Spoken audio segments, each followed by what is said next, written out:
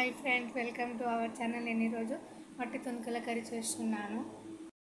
తుణుకులు అంటే ఇవి మటన్ని ఎండబెడితే ఇవి మట్టి తుణుకులు అనేవి వస్తాయి. తుణుకుల కర్రీ వండడానికి పెద్ద సైజు 3 ఆనియన్ తీసుకోవాలి, 3 పచ్చిమిర్చి, ఒక పెద్ద సైజు టమాటా, కొత్తిమీర. కుక్కర్ తీసుకొని అందులో 3-4 టేబుల్ స్పూన్ ఆయిల్ వేసుకోవాలి.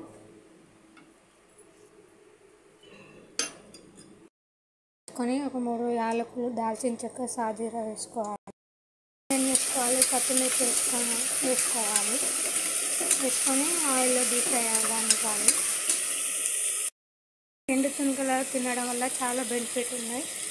పచ్చి మటన్లో ఎక్కువ ఫ్యాట్ ఉంటుంది. సో దాన్ని ఎండబెట్టడం వలన అందులో ఫ్యాట్ అనేది పోతుంది. సో దానికి ఫ్యాట్ పోవడం వలన అది తింటే చాలా మంచిది.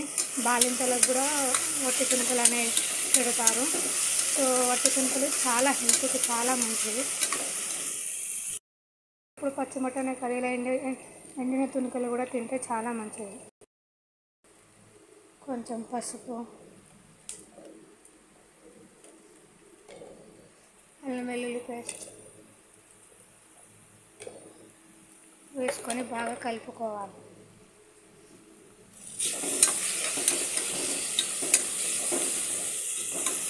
టేస్ట్ అయితే ఎలా వండినా చాలా బాగుంటుంది.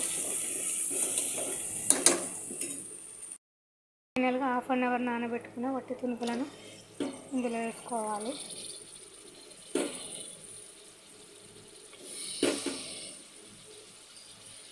వేసుకొని మొత్తం కలుపుకోవాలి.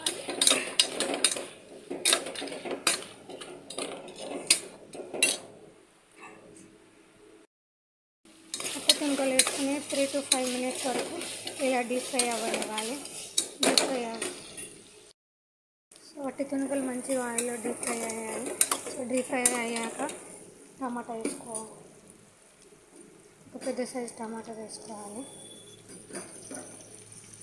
టమాటా వేసుకొని కొంచెం సాల్ట్ వేసుకోవాలి. సాల్ట్ వేసుకొని నా రుచికి తగ్గట్టు కారం వేసుకోవాలి.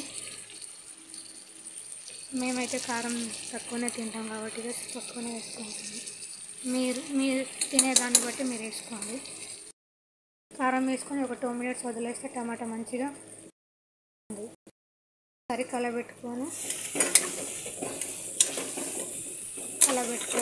ఒక టమాటా కొంచెం మగ్గాయి కదా, సో ఒక 5 నిమిషాలు మంచిగా డీప్ ఫ్రై అయ్యాక కొంచెం వాటర్ వేసుకోవాలి.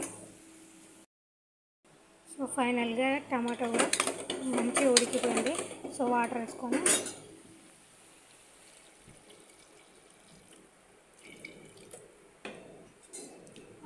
మంచిగా కలుపుకొని కుక్కర్ మూత వేసుకొని ఒక 10 విజిల్స్ రానివ్వాలి. తో మంచిగా వట్టి తుణుకులు అనేవి మంచిగా మెత్తగా ఉడుకుతుంది. టేస్ట్ కూడా బాగుంటుంది.